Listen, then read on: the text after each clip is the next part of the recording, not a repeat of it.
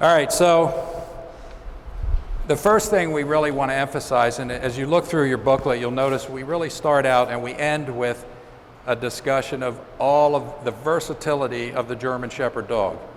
You can read about a really nice, concise history in here of how it, evolved into a tending, perimeter type of herding dog, and what was expected of it, and then from there, it became more of a working dog with many different tasks it was required to do or relied upon to do. And today, if you think about it, I understand they've got some German Shepherds trained to detect lanternfly eggs. Have you all heard of lanternflies?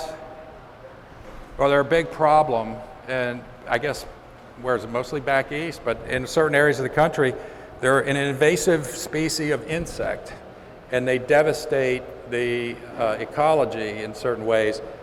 So, also I understand that some German Shepherds have been trained to detect COVID-19 to a degree of accuracy of like 98 or 99%.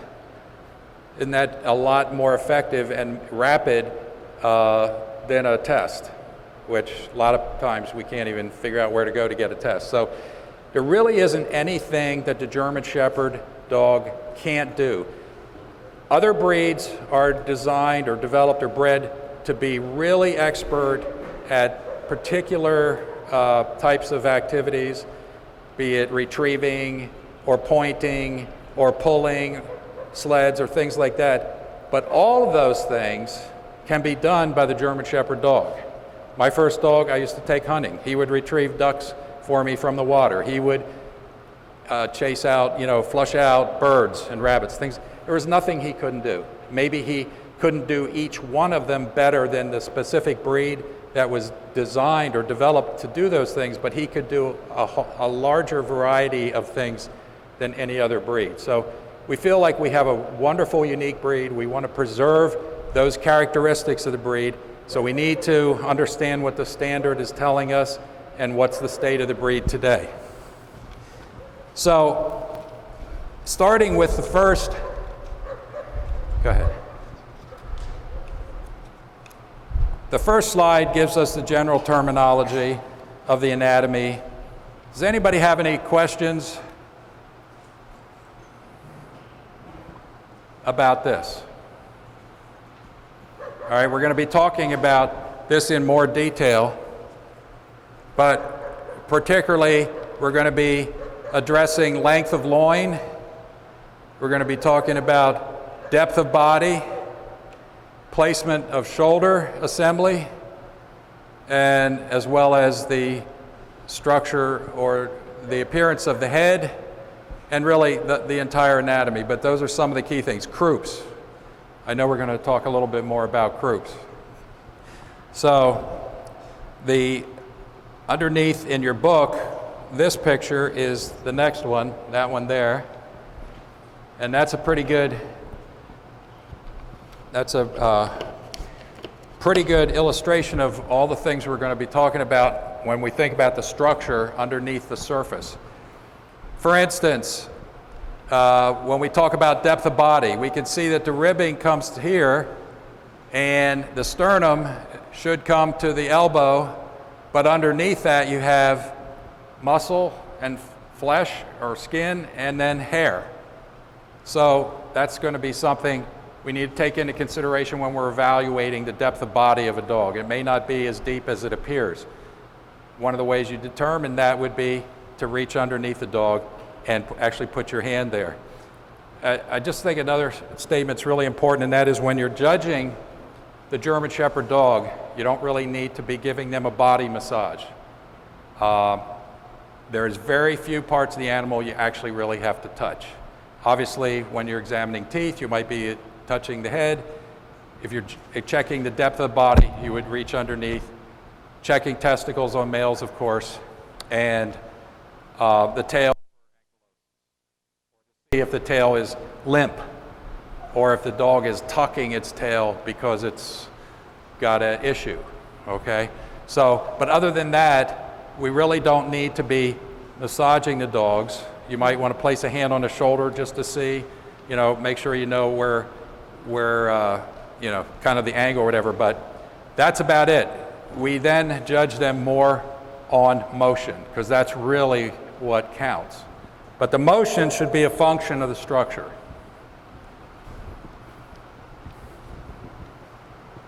Okay, I think that the opening section or paragraph of the standard is one of the most important, and if we don't keep it foremost in mind, we lose sight of the fact of what the German Shepherd dog should embody physically, and we get a one-dimensional animal. If many of the dogs that we have today are superior at gaiting in circles, right? But if dog shows were canceled tomorrow, would these dogs have a job? All right, so that's what we need to ask ourselves. What kind of animal are they?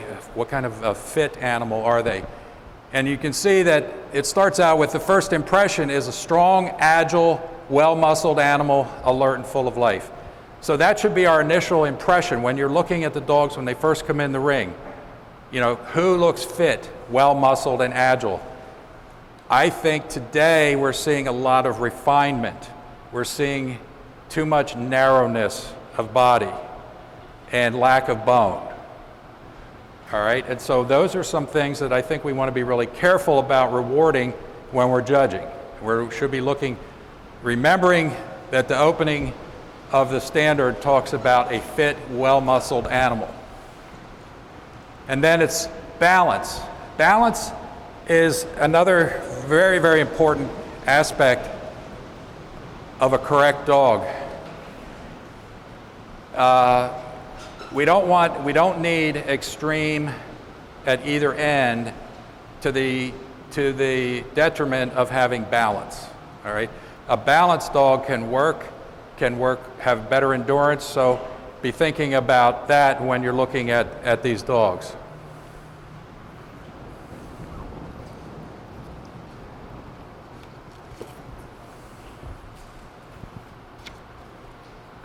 Would you like to? Yeah, I would like to make a couple of comments about that too. The general appearance, I agree with Bob. A lot of the dogs are becoming a little too wispy and narrow. But the general appearance of the dog should be of a dog that can be agile and nimble, okay? These are working dogs. They're supposed to be working dogs. They should have a structure that would allow them, and an appearance that would give you the impression that they could go on all day long, okay? Not at a racing speed and not on a tight lead, but just working all day long at a certain task. So while we want beauty and we want nobleness in the appearance, absolutely we want those things, we also want the appearance of a dog who is not clumsy, who is not too heavy or too light to be able to perform the general tasks that most German Shepherds perform. Exactly. And a German Shepherd's supposed to have smooth curves rather than angles, so we want to see a dog with curves.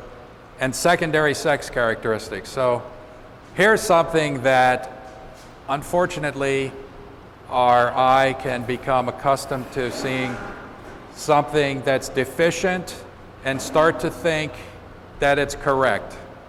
And especially if you're newer to the breed, you may not realize when you look at the head of a male German Shepherd that it is not a good representative masculine head. And just because a head is large doesn't make it correct. It must have the proper planes with the skull, line of the skull being parallel to the muzzle. Should be enough of a stop. Depth of muzzle, strength of lower jaw. The set of the eyes and the shape of the eyes are so important because the dog is supposed to have a look of quality and nobility. You can't get that with round eyes or wide set ears or snipey muzzle. I think we have a lot of work to do when it comes to bringing back really good heads, especially in our males, but also our bitches. You don't want a snipey bitch either.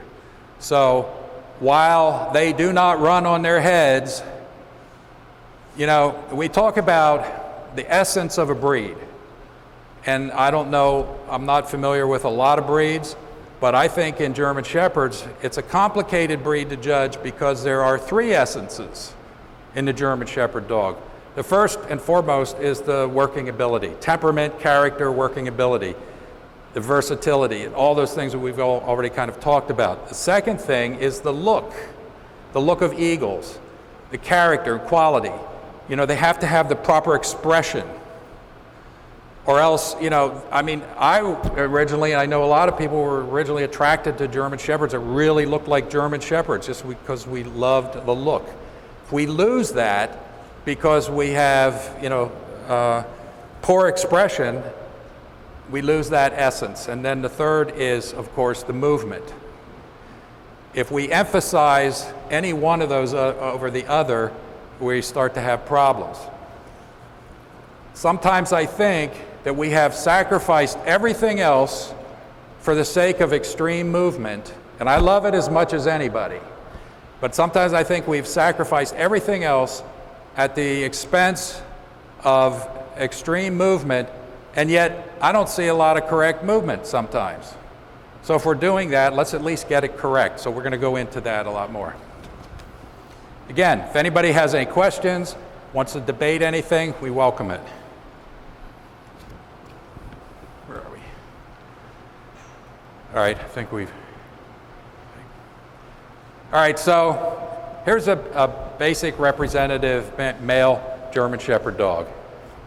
Pleasing to the eye. You know, when von Stephanitz first developed the breed, the last thing in the world he was concerned about was attractive appearance. He was just really interested in developing a really sound working and herding style dog. But you know, nowadays we've had the benefit of, you know, over 100 years of refinement and improvement. I mean, if you look at the early dogs compared to the dogs today, they look like an entirely different breed. I like our dog's appearance today a lot better. But you know, we also have to think about our dogs are in a sense, they are our product that we produce, and it must remain popular with the general public if we're going to have a successful breed. Would you all agree with that? Okay. And you know as well as I do, if you're walking down the street with a good-looking dog, Joe Public notices and they'll say something to you. If you walk down the street with a freaky-looking dog, they're going to look at you, and then some people, if they're actually fairly brave, they're going to ask you what's wrong with the dog, right? So you know, we all have to be concerned about having a dog that's acceptable and presentable to the public. And a beautiful dog, there's nothing wrong with beauty. There's nothing wrong with a beautiful dog. You know, we show dogs. Part of that is having dogs that are attractive and beautiful, as well as functional. And the female is different. Now, I will say, I just want to point some things out as we go along here. I think the croup on this lovely bitch is a little steep. Okay?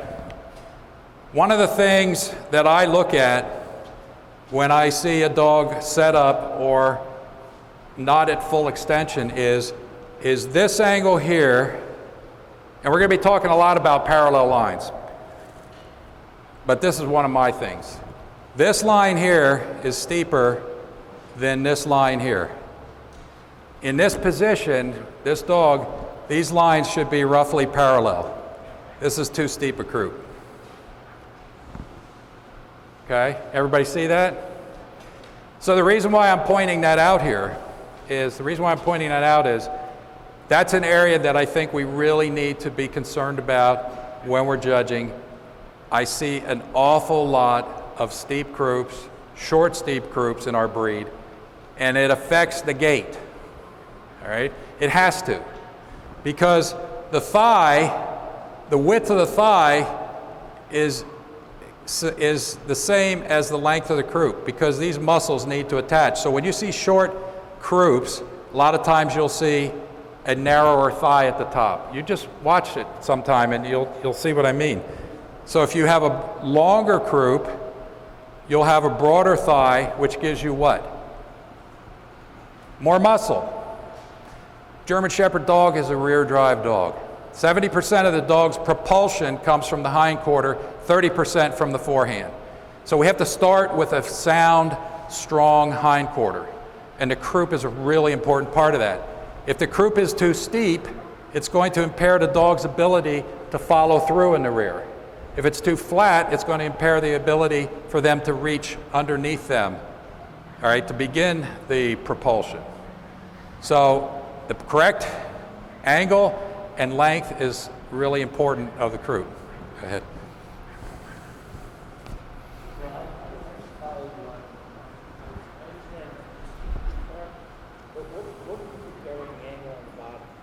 With the lower thigh. You want to go back? Yes. He was saying, what are you comparing this angle to? And I'm comparing it to this part of the leg right here. So this should be flatter, which would make it roughly parallel to this. Go back to the male picture. Yes, that's much closer. Well, we'll talk about the angle of the croup and the pelvis and those things. The croup should be roughly 25 or 23 degrees, somewhere in that range, to be a correctly angled croup. Pelvis is 30. All right, so, but if you start looking at pictures of dogs set up or dogs in the ring, and you take a look at their croup, and then when they're standing like that, see if that line is parallel to their lower thigh, and if it's not, if it's steeper, it's a steep croup. If it's flatter, it's a flat croup. That's an easy way to tell, but it's important because it impairs the function of the dog. Okay. Go on. Temperament. Okay. So I'm of the opinion that if you don't have proper temperament in a German Shepherd dog, you don't really have a German Shepherd dog. It's like the non-negotiable thing you have to start with. And I think that there are a considerable number of people who maybe don't really understand what true German Shepherd temperament should be. I think we tend to make a lot of excuses for dogs that don't have correct temperament. And the one way we evaluate it in the show ring is called what? Thank you. She said loose lead temperament test. The key is called loose lead. Okay? And it's, thank you. It's more, what I think we should think of it as, instead of a temperament test, because you know temperament and character are comprised of a multiplicity of characteristics, you know, judgment, sound sensitivity, surface sensitivity, just a whole variety of things. You're not judging that in the ring. What you're judging is this dog behaving according to how it's supposed to behave on the loose lead exam? All right, so I get upset when I see judges' critiques where they make representations about a dog's temperament being great or character being great in their write-up, and I'm saying, how would you know? A 10-second loose lead exam and watching them for 2.5 minutes in the ring, yeah, the ones that are really bad, you'll see it, all right? Because the loose lead exam will uncover them. But we all know there are dogs and there are handlers and there are owners who are really good at training deficient dogs so that they behave for the loose lead exam. Conversely, I've heard people say, well, my bitch is really sound, but she acted up today because she's in season. So what are they saying? They're saying her behavior was deficient because she was in season, right? So, you know, they're making my point for me that it's a behavior test. It's a very valuable behavior test, but don't jump to broad conclusions. You only can know what a dog's true temperament is if you actually work with them, all right, and ask them to do things. And then you start to get a feel for it. And the other thing is, think about it. If we want to improve or we want to develop certain characteristics in our breed, we selectively breed for those characteristics generation after generation after generation. I know some breeders are placing that kind of emphasis on temperament, but ask yourself, are all of them? You know, are we breeding generation after generation after generation of dogs based on sound temperament and other mental characteristics?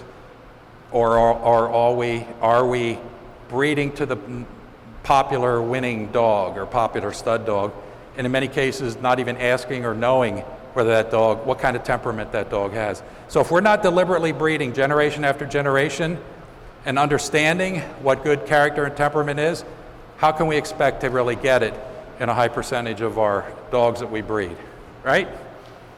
Okay. Yes? I would ask, if it's at all possible, if you're pointing anything out, they cannot see the laser pointer on the production. Could you possibly step up to the screen and just point out? You don't want this on there? If they can't see the laser. Okay. Do you want to add anything? So this is a subject that's really near and dear to my heart. I've worked with a lot of dogs in real world situations as well as sports situations. We are so lucky to have a dog that can do almost anything that we want it to do with training, okay? This was started as a tending dog. A tending dog works at a slow trot, it's responsible for its flock on the graze, and then it morphed from that as industrialization came in to more of a working dog. So much so that the German Shepherd now has the moniker of police dog. You'll hear a lot of people say, oh, I like your police dog, okay? But our temperament is built on stable character, biddability, sound nerves, and soundness to environmental stimulus, okay?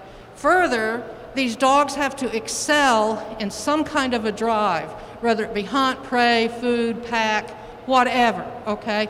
I'm sure that Julie will tell you that a dog in tending, herding is a different dog, to be ideal, is a different dog than a street patrol dog, okay?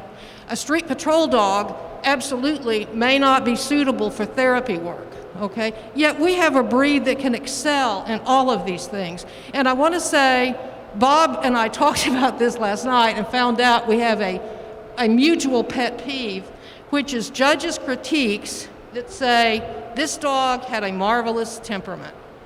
What that dog had on that day was marvelous sociability. He showed that he wanted to be your buddy, that he was happy to have you pet him. He did not show you that he could do any one of the many jobs that German Shepherd dogs can do and do very, very well. So as breeders, this is more as breeders than judges, because judges don't have the opportunity to say, oh, you know, what kind of titles does your dog have? We can't say that. We don't get to know that, okay? That's not something we're allowed to know. So all we can do is evaluate what we see in the ring. But you as breeders and students of the breed, it's imperative that you find a way to work these dogs, to test these dogs, to see what kind of nerves they have, okay? To see what kind of ability they have.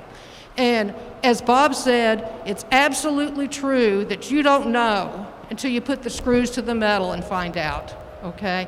And if you've got a dog that can only perform, let's say, close to you and on leash, you need to know that. Okay, a tending dog, a Schutzen dog, a search and rescue dog, they have to go out there and perform a task without the support of you right by their side, telling them every step of the way what to do.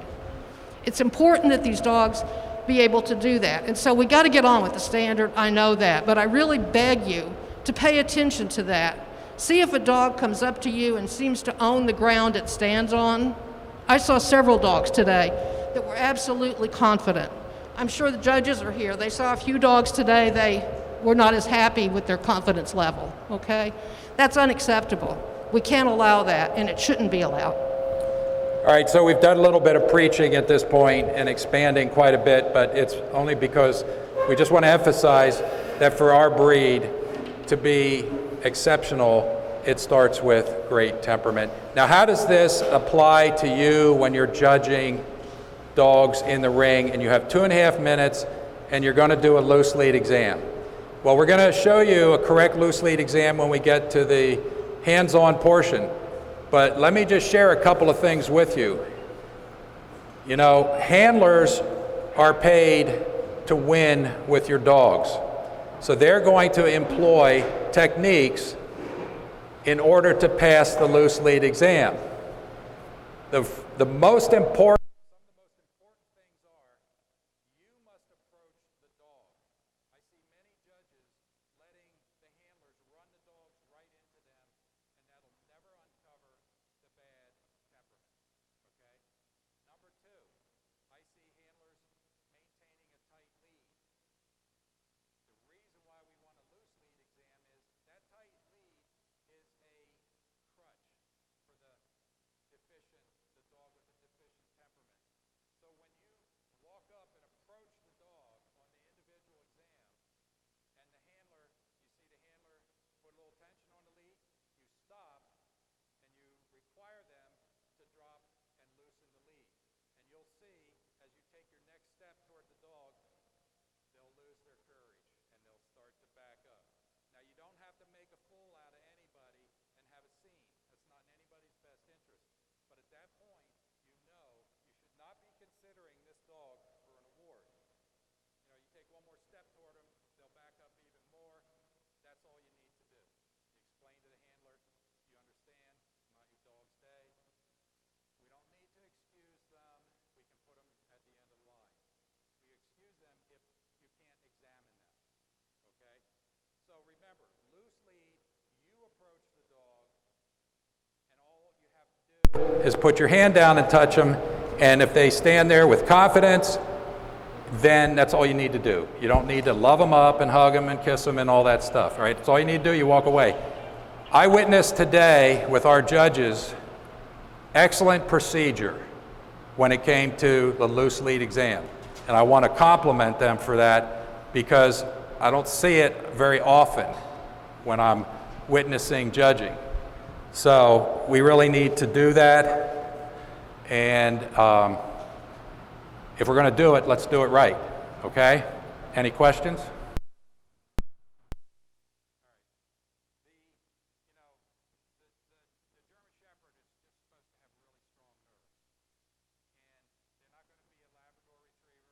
And fall in love with every stranger they meet, but at the same time, they should be interested in people. They should accept approaches, and they should have steady nerves under almost any circumstances. Okay. All right, size. Has anybody seen a 24-inch dog winning in the show ring lately? Raise your hand if you have. All right, so the standard gives us a range. But it doesn't say anything outside of that range is a fault. It says it's desirable. It doesn't say that a 26-inch dog is more desirable than a 24-inch dog, but I guarantee you, if you had a 24-inch dog, people would think it was ridiculously small when it's actually correct according to standard. Right? This is a medium-sized dog. Many of the dogs and bitches we have today are oversized. But again, how would you know? Because when do we measure them? You never see them measured in the ring. We don't have the ability to do that. How many people have measured their dogs outside of the ring, at home or whatever, and done it properly? Good. Okay? You know, one of my favorite things is people who think, there are judges who penalize dogs for being too large, too small, bitches too large, too small, things like that. But I say, how would you really know how big they are? Because over time, your eye can become distorted. Well, I've got a place on my trousers. Well, are your heels of your shoes all the same height? It's just, if we really think it's important, if we really think, and I think size is important, but if we really think size is important, why don't we develop some kind of outside the ring measuring program? So we can know precisely whether we're in the standard or outside of the standard. That's just my opinion, but I think it'd be a great idea. No, the proportions. Proportions, 8.5 to... Yeah, it's the reason why we don't measure in the ring. Write these numbers, yet we don't measure, so I just wondered why. Yeah, because we don't, they're not measured in the ring because it's not included in the standard to do that, all right? But there's nothing preventing us from having a program. You know, there's nothing in the standard about having OFA hips, but we have a serious OFA program, right? And we all advertise, we got OFA good hips or excellent or elbows and all that kind of thing. So why can't we have like a registry where we're measuring properly, like when we have temperament certification, like we had here today, maybe we could have a measurement certification. Does anybody think that might be a good idea? Anybody think maybe it's a waste of time? Don't care? I mean, you could say that and have a legitimate argument because the standard doesn't say it's fault. Doesn't say what to do. Pardon me? Then why do it? Yeah. So if you think it's important, then maybe you'd want to support it. If you don't, then you wouldn't.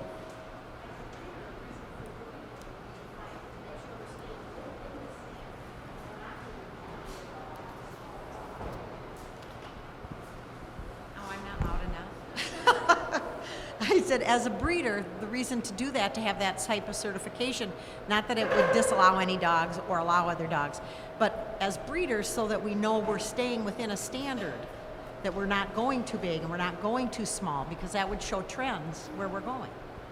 Did everybody hear that? As a breeder, it would be valuable information to have to know whether we're falling within the parameters in the standard or starting to evolve into much bigger dogs, or you know, whatever the case may be. I personally like the idea.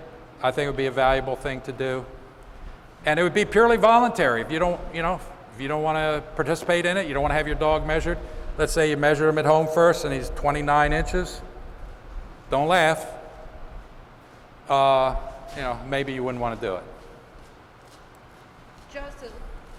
Just as an aside to that, almost every place else in the world does have a program like this. It's called the Breed Survey, okay? And it's done almost everywhere else in the world. They tried it here in the United States about 50 years ago, and we were kind of an independent lot, and we didn't take to it too well. But I think Bob's idea of some kind of a voluntary thing that you could do would be excellent, just so you know, just so you have information, so you're not speculating. How many of you measure your own dogs at home? Excellent.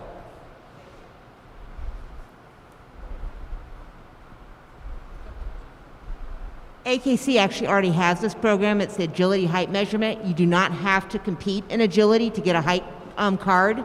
So right now, you can get a card that has your dog's measurement on it with the agility height. So you never have to do agility. You just have to show up at an agility trial with your AKC number, and they'll give you a true shoulder height. That's great information. Everybody hear that? Okay, great. Thank you. Appreciate that. That's awesome. All right, and then proportions, 8.5 to 10. And that length of 10 measured from the prosternum to the rear end of the pelvis, right? Or the tubular ischioscope. That's easy for you to say. Okay, anyway, there are three parts to that length: the wither, the back, and the croup. All right, so, and the back includes the loin. What we're seeing today is too much length in the loin. The length should come from, most of the length should come from this section here and this section back here.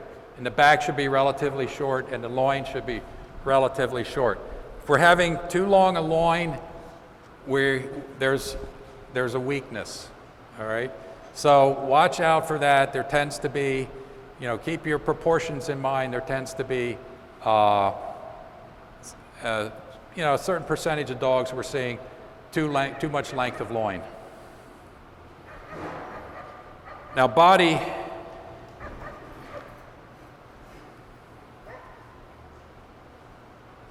so body depth. So different standards, like the European standard is different than, well, the European standard defines what they want. Ours does not. So when we talk about 45-55 or 50-50 or 55-45, remember there's nothing in the standard that states those percentages.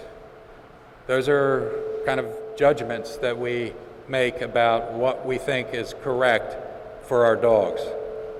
And, generally though, the acceptable range, I think that most people would agree with, and like I said, there's some disagreement among people, and it's valid, but it's acceptable, is 50-50 between length of leg and depth of body, or a few extra degrees either way, up to 5.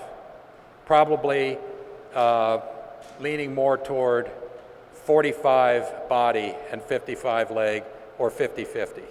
But remember, to know exactly what we're talking about, you have to take into account that it's the sternum that's supposed to be at the elbow, and doesn't matter, you still have other things surrounding the sternum that are going to make it look deeper, okay?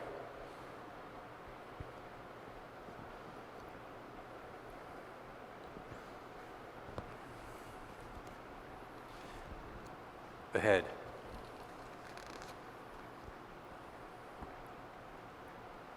All right, the head. Geez.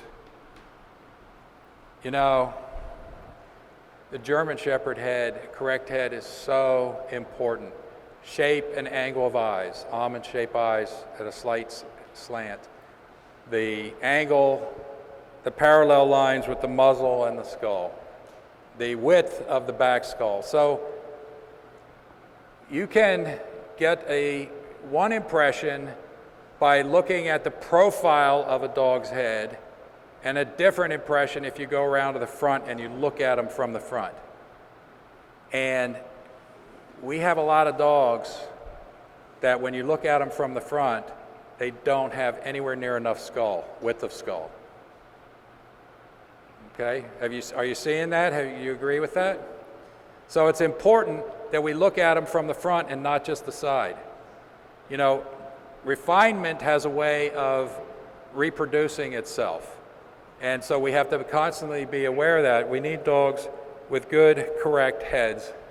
And that's a really nice head in profile, a male head. Female head. Length of muzzle should not be longer than that. And then from the front, you can see the width of the skull. I've seen so many dogs lately that look like the muzzle is about the same width as the skull. And there's a nice female head. So that the size of the head, the planes, and the expression are all super important. Because remember, that's one of the essences of our breed, is this look of eagles, this look of nobility. The teeth, 42 teeth, right? It's pretty standard. 20 upper, 22 lower. I haven't been seeing a lot of missing teeth lately. What's your experience? Thanks for asking. I haven't seen a lot of missing teeth either, but you know what I am seeing? A tremendous number of them, maybe you are too, is even bites. Even bites, even in young dogs. And I think that's a little disturbing, because an even bite, particularly in a young dog, will probably end up with a dog who has no incisor bite at all by the time they're older. I'm seeing a lot of that. Okay. Anybody have any observations about teeth? I have not, fortunately, but, yeah. Okay.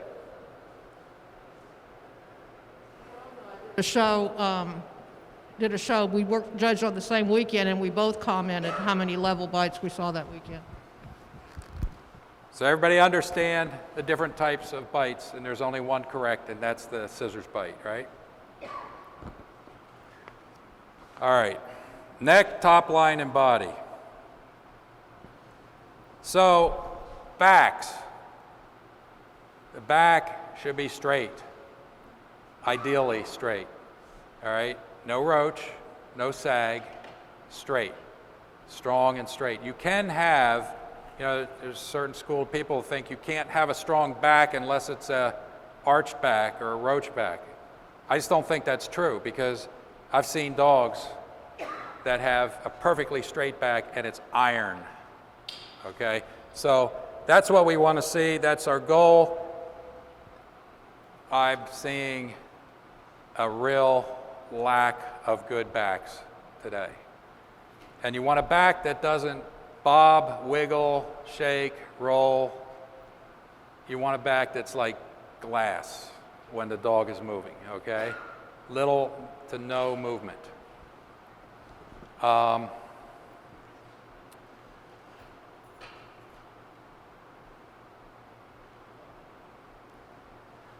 croup we've talked about, so you can see there's the angles of the croup. All right, the pelvis is 30 degrees, but the croup is 20, does that say 23 or 25?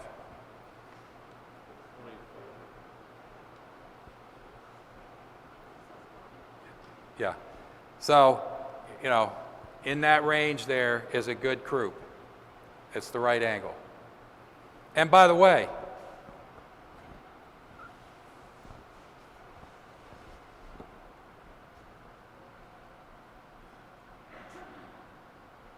see what I mean?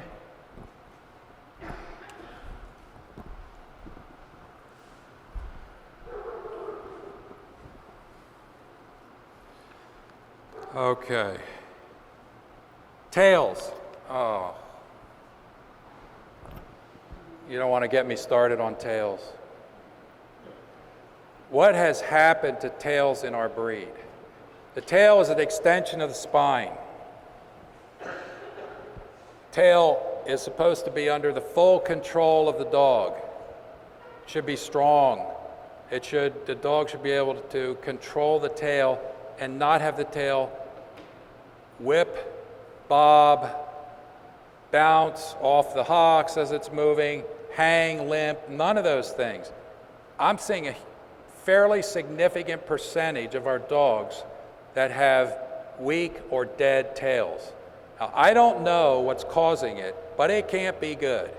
First of all, it's visually offensive to me, and I see them right away. And secondly, it's, like I said, it's extension of the spine, so it can't be good. I find that I have to be careful what I say here, but too many judges are rewarding dogs with dead tails. For me, it's a non-starter. It's a deal killer. Unfortunately, they're become so prevalent, there are times you can't help but place a dog with a dead tail. But I hate having to do it, and I won't give them the top awards. So I would encourage you, judge, when you're judging, to pay attention to tails, please, because I think it's become a serious problem.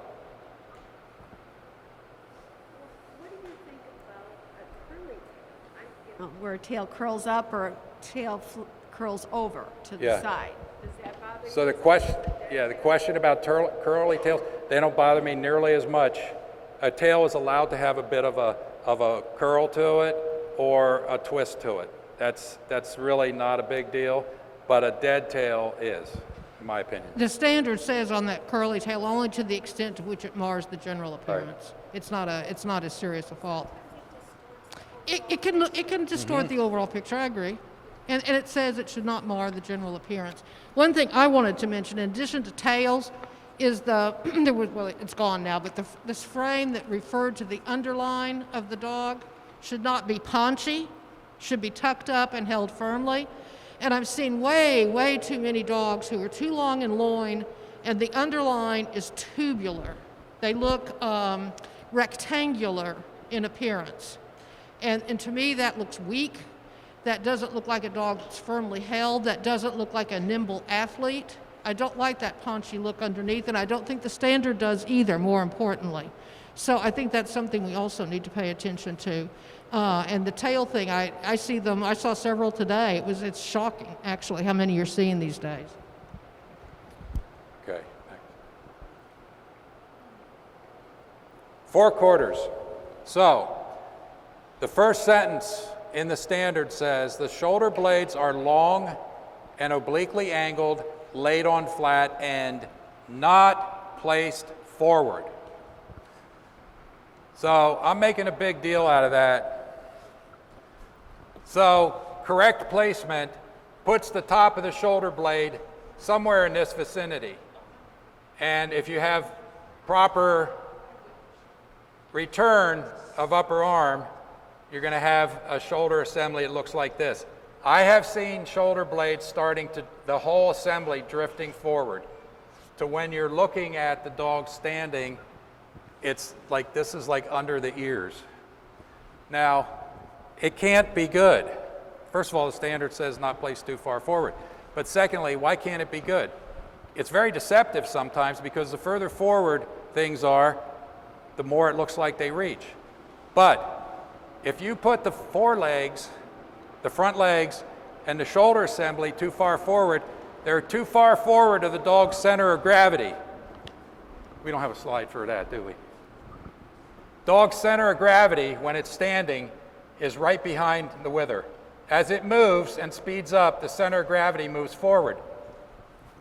So it needs to have the support over the under the center of gravity. Which feet are bigger on a dog, front feet or back feet?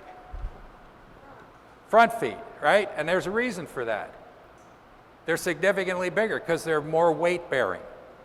This shoulder assembly and the forelegs need to be closer to the center of gravity on the dog, and we're seeing a lot of ones that are just too far forward, either because the whole assembly is too far forward, or because the shoulder's straight, or the upper arm's straight, or they're both straight.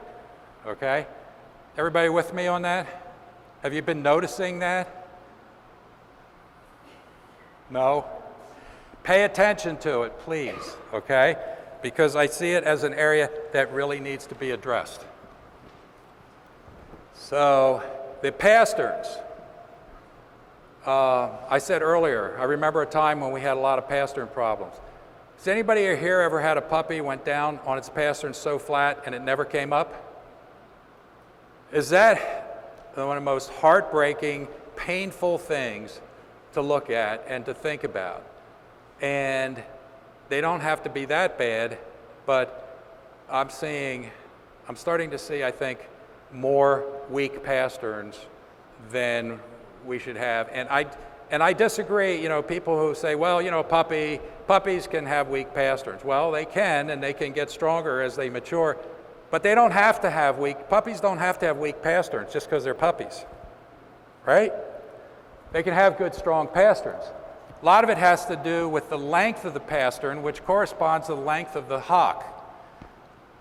Now, the standard says approximately 25 degrees for the pastern. And actually, I think 25 degrees should be maximum. All right, I wouldn't even mind a 24 or 23 degree pastern. Now, you don't want it any straighter than that, but 25 is really maximum. And so I think we really need to look at pasterns when you're judging and see, do we have weak pasterns, do we have long pasterns and long hocks? Something I'd like to say about that has to do with the feet. I have actually penalized and not used some otherwise lovely animals because they had really, really bad feet. And anyone that works a dog for any period of time will tell you that feet are critical, okay? Bob has worked dogs too. He understands this concept. I went down and worked Katrina a long, long time ago and put dogs on the rubble pile. And dogs with poor feet were coming off of that rubble pile bloodied and cut and hurt. And dogs with the really good firm pads, they did just fine. So that's something as a breeder, as a judge, don't just overlook it and say, well, boy, they can really go and they can really move and they've got beautiful type. Those feet are critical to a dog's working ability. If you don't have a foot, they say no foot, no horse. Well, it's kind of true in dogs too. All right, next.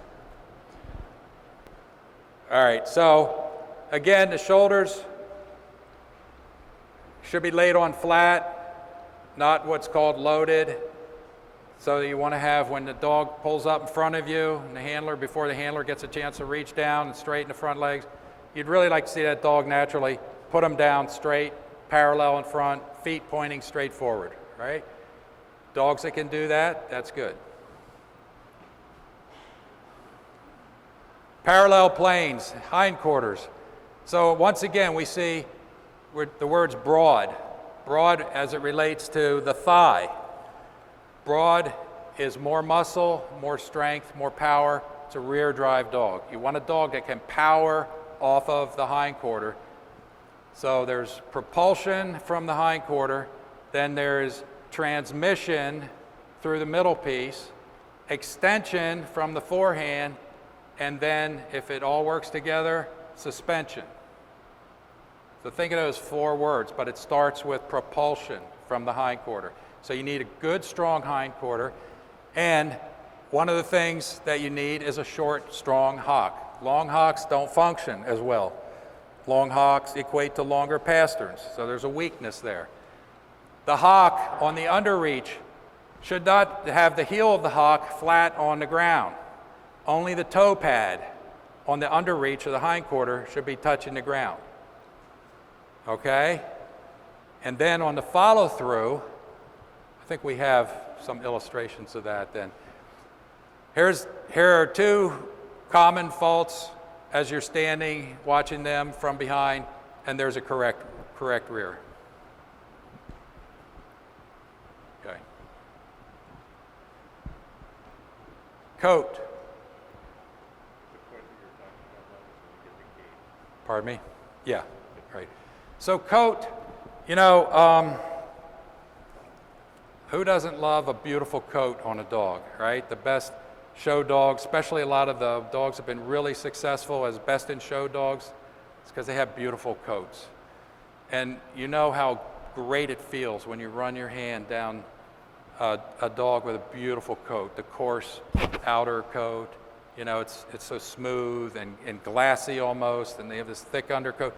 Well, there's a good reason for it from a functional standpoint, but it's also beautiful. Problem is, I've been doing this for 50 years. The problem is, for years, the first question that a bitch owner would ask of a stud dog is, does he carry coat? And no, we don't want to breed to a dog that carries coat. So we're breeding bitches that don't carry the coat factor to dogs that don't carry the coat factor, generation after generation after generation, to the point where we've virtually eliminated a lot of nice plush coats. Now actually I see them coming back, so I think it's become more important to people, but I personally don't ever breed away from dogs that carry a coat factor, because I don't mind having a few coats in the litter, long coats in the litter. They make great pets, people love them, we can show them. There's classes specifically for them. We just can't trim them. That's a disqualification, don't trim them. But it's a minor fault. And a lot of times it seems like the best puppy in the litter is the long coat, you know?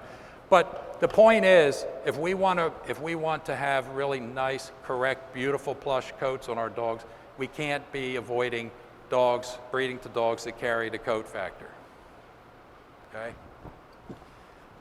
There's 6 variations of color, and when you judge, you should be colorblind. Not any one of these is superior to the other when you're judging.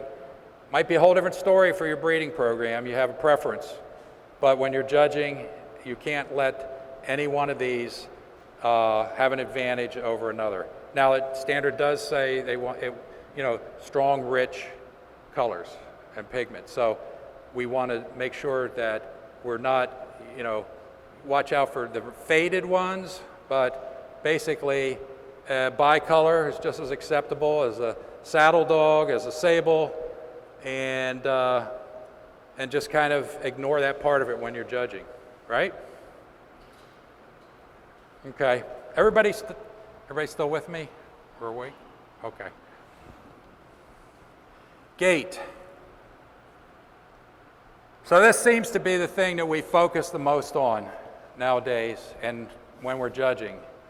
And there's no question about it, it's supremely important because this was originally a herding dog and it needed to be able to trot effortlessly all day and have the endurance that it would derive from being correct functionally. But I just want to emphasize that what we're seeing in the ring in many cases is not correct. And we need to be really understanding what correct is and rewarding correct. Otherwise, we start going in directions that I'm seeing that make it very difficult when you're judging.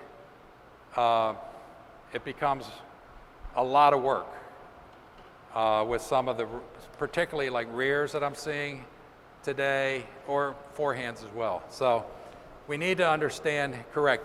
So it's a single track dog. It's tracking toward the center line, going and coming. Supposed to give the appearance of being effortless, ground covering, but balance is the most important thing. Also, at a trot, it's typical for the one hind foot to pass outside on the underreach of the corresponding front leg and the other one on the inside.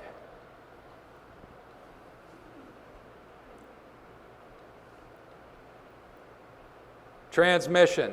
The only way you can have really good transmission is a correct hindquarter and a strong back and middle piece and correct length. Wait a minute. Back up, please.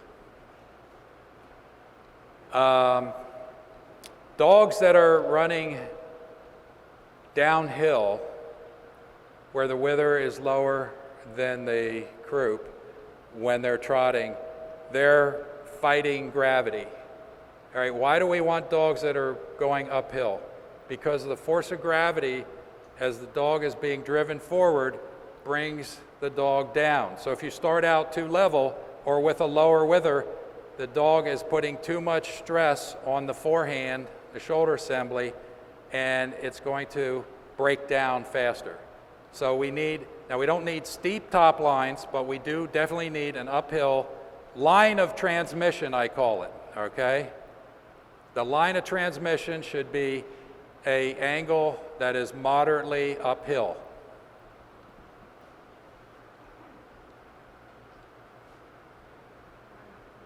Yeah, anytime you want, just jump in.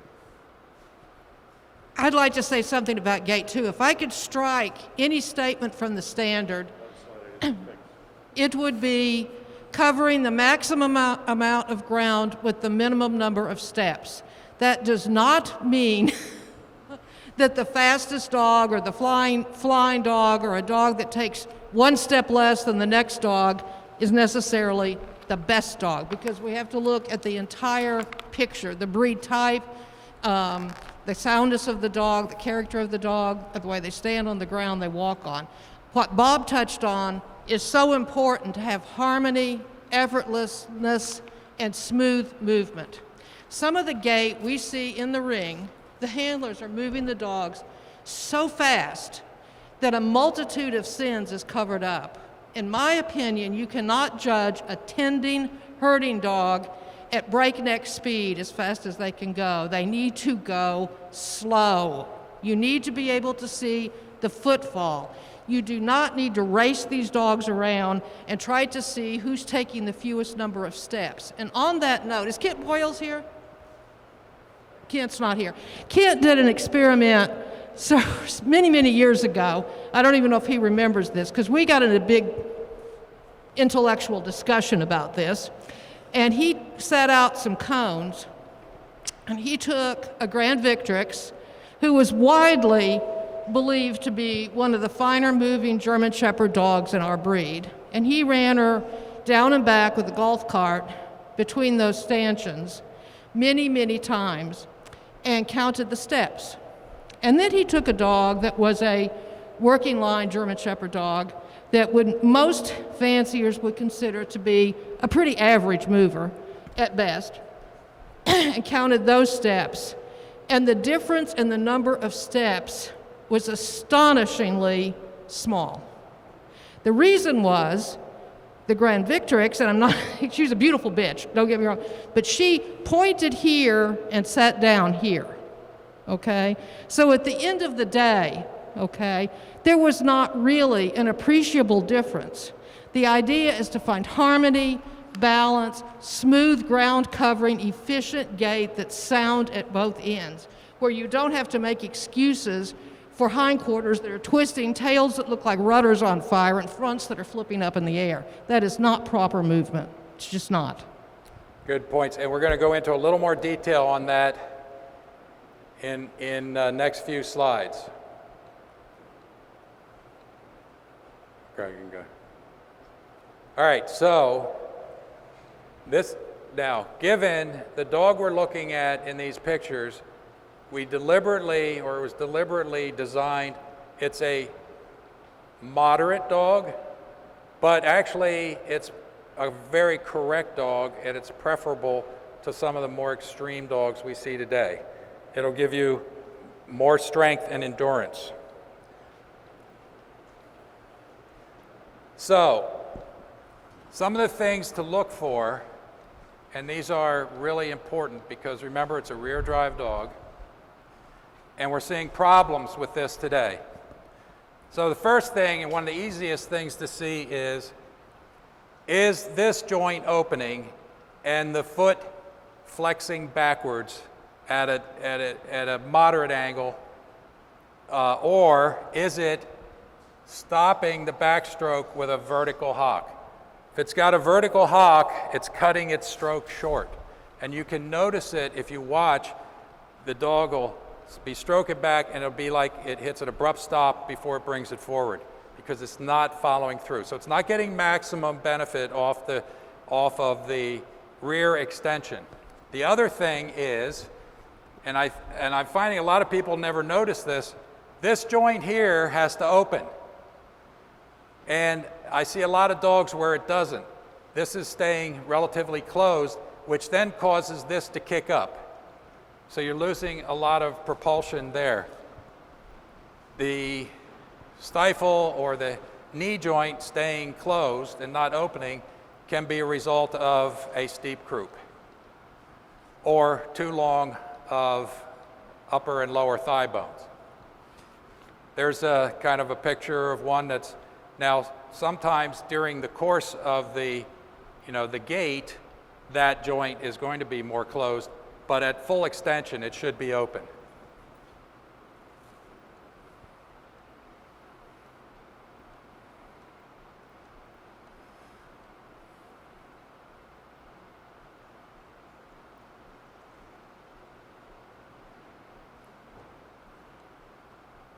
All right, stop there.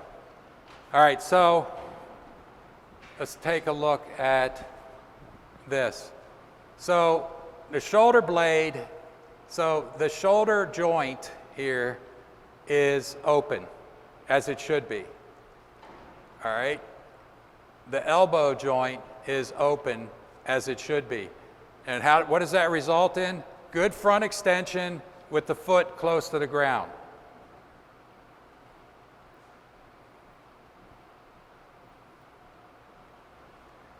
If it doesn't, this is what you end up with. A lot of wasted motion. We see that, I call it flailing, lifting. It's wasted motion, it's incorrect. It looks flashy. A lot of times there'll be a lot of applause. But if you see an animal, what you should always do is look to see if the upper arm at full extension, is it vertical or is it open? If it's vertical, they're reaching, some people call it reaching from the elbow, some people don't like that term, but basically what it means is they're not opening their shoulder and so the upper arm is staying vertical, and so they can't reach properly.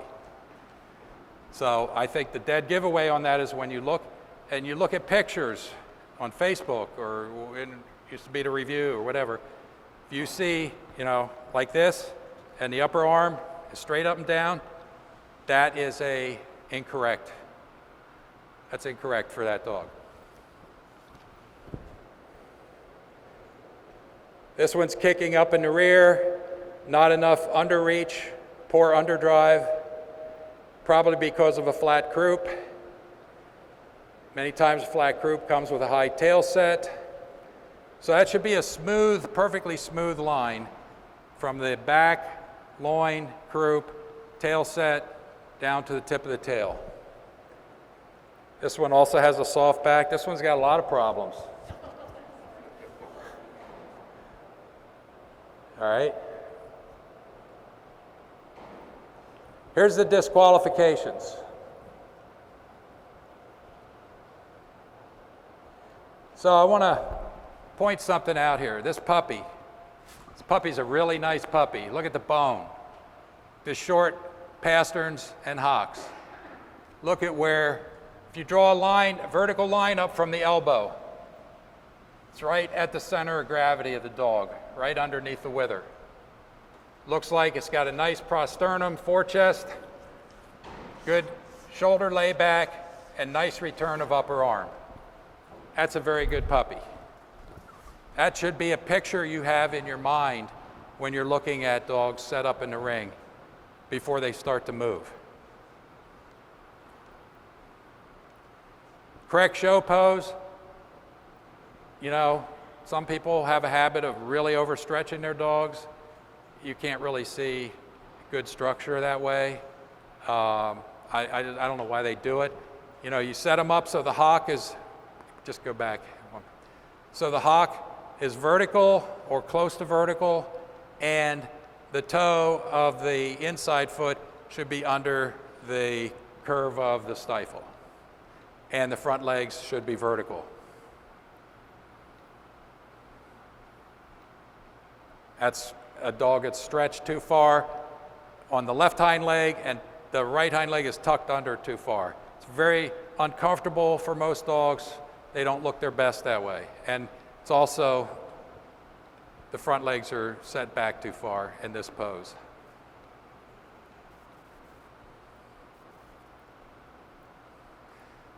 So again, we want to emphasize as we come to the back of this beautiful publication, all of the different venues where the German Shepherd dog excels and serves mankind.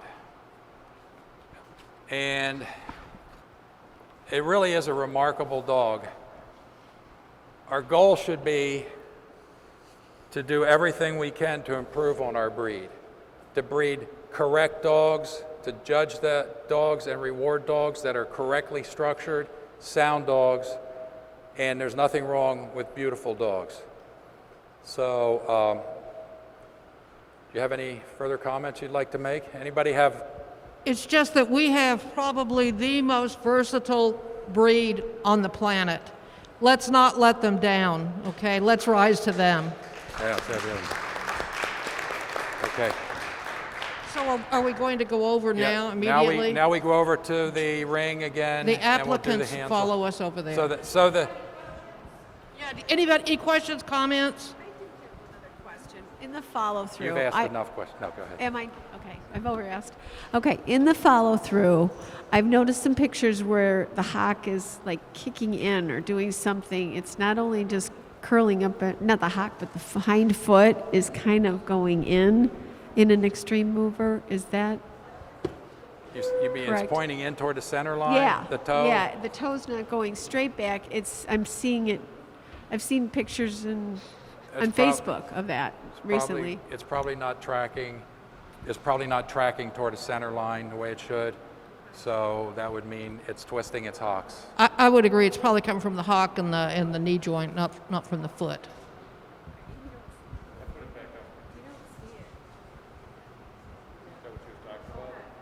So everyone, we're going to go over for the hand. We got more questions. Can you just talk about DQs for blues and livers based on nose color, not predominantly black? I didn't understand a word he said. Blues and livers are not listed as disqualifying faults. However, a nose that is not predominantly black is. And blues and livers do not have black noses. So by supposition, we have to assume that blues and livers, and quite, by the way, I've seen blues and livers, never in the ring. Never in the ring. Have you seen a blue or a liver in the ring, Linda? No. John? Any other judge seen a blue or a liver? Never. It's not so, I do think Langscarta finished one many, many years ago. Where's Sherry? Hubin's gray boy or blue boy? But you just don't see it.